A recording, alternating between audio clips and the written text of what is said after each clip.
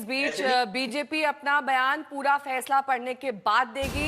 ये उनकी तरफ से कहा जा रहा है कि जब पूरा फैसला कोर्ट का आ जाएगा तब वो बयान जारी करेगी। केजरीवाल के बरी होने पर बीजेपी का बयान तभी आएगा जब वो फैसला पढ़ लेंगे डिटेल में।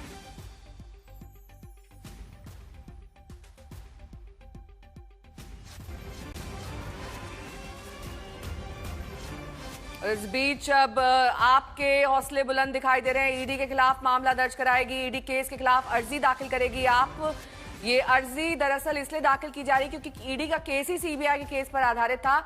ऐसे में अब सीबीआई की अगर तमाम सबूत अदालत ने मान्य नहीं माने हैं या उन्हें कहा है कि वो उनके सवालों का जवाब नहीं देते नजर आ रहे हैं, तो अब ये कॉन्फिडेंस आम आदमी पार्टी में है कि वो ईडी का केस रद्द करने के लिए अर्जी दाखिल करेगी।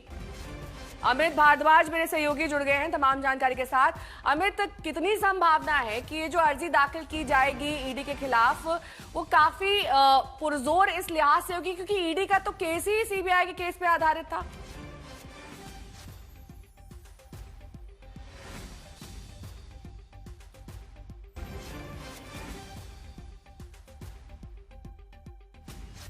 तो ईडी केस के खिलाफ आप अर्जी दाखिल करेगी। ईडी का केस रद्द करने के लिए ये अर्जी दाखिल की जाएगी आम आदमी पार्टी द्वारा। आज जिस तरीके से राउज एवेन्यू कोर्ट ने फैसला सुनाया है, सभी 23 आरोपियों को बरी कर दिया गया है, उसके बाद ईडी के केस के लिए अब आम आदमी पार्टी अर्जी दाखिल करेगी। बीजेपी ने कहा है कि पूरा फैसला पढ़ने के बाद वो अपना बयान जारी करेंगे क्योंकि लगातार तमाम आरोप बीजेपी पर लगाए जा रहे हैं कि ये दरअसल द्वेषपूर्ण कार्रवाई आम आदमी पार्टी और उनके प्रमुख नेताओं के खिलाफ की गई सरकार द्वारा ताकि उनको इस पूरे मामले में फंसाया जा सके।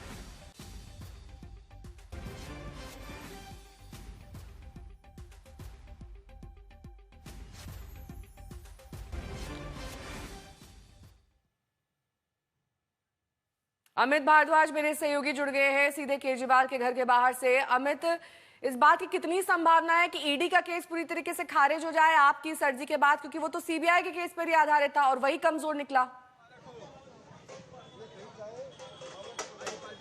नेहा, देखिए इस वक्त हम अपने दर्शकों के लिए बड़ी जानकारी, एक्सक्लूसिव जानकारी लेकर आ रहे हैं कि आम आदमी पार्टी ईडी के केस में एप्लीकेशन दायर करने जा रही है।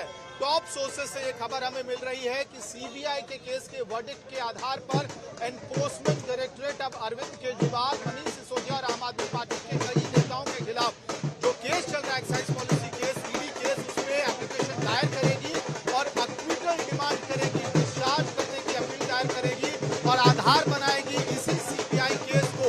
आम आदमी पार्टी के शीर्ष टॉप सोर्सेस ने आज तक कोई एक्सक्लूसिव जानकारी दी है कि आखिर अब एक्साइज गिरफ्तारी में आपका कोई सबसे बड़ा चेहरा अगर गिरफ्तार हुआ था तो वो थे उप मुख्यमंत्री मनीष सिसोदिया।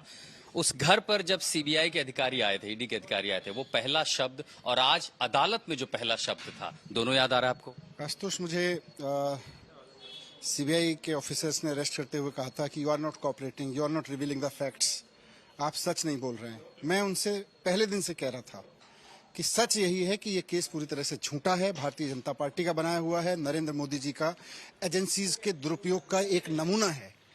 आप लोग नरेंद्र मोदी जी के कहने पे ये सब कर रहे हो। मैं उनसे डे वन से कह रहा था और मैंने कहा था कि सीबीआई, मैंने प्रेस कॉन्फ्रेंस में कहा था कि सीबीआई मेरे घर भेजी गई और उस दबाव बनाया गया कि आप बीजेपी ज्वाइन कर लीजिए।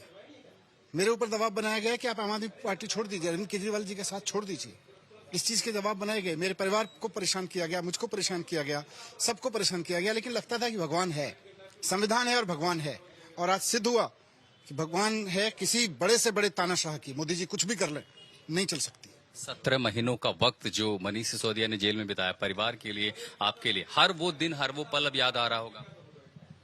देखिए, जब आप ईमानदारी से काम करने चलते हैं और आपके ऊपर आरोप लगते हैं तो राजनीति में आरोप तो लगते रहते हैं, लेकिन आपको जेल भेज दिया जाता है, आपको अपने बीमार पत्नी से नहीं मिलने दिया जाता, एक बेटा जो अभी कॉलेज में गया है उसको एकदम अकेला छोड़ दिया गया। मेरे पास इतना भी समय नहीं था कि मुझे अलाउ नहीं किया गया कि मैं उससे बात कर सकूं। इन सब के बीच में घुट घुट के जिए हैं 3 साल और आज उससे निकल के आ रहे हैं।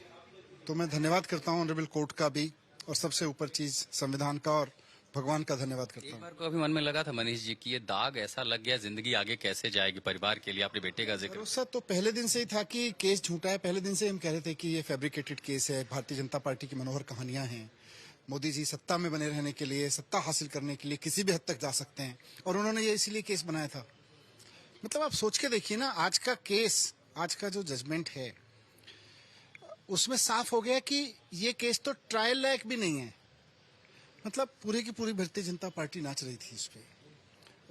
मोदी जी, अमित शाह जी, पूरी सीबीआई को छोड़ दिया, एजेंसी को छोड़ दिया, सबसे बड़े से बड़े वकील लगा दिए, भारत सरकार के सारे बड़े बड़े लॉ ऑफिसर्स, केवल अरविंद केजरीवाल को जेल के अंदर डाल दो, मनीष सिसोदिया को जेल के अंदर डाल दो, ये इसी में लगे हुए थे।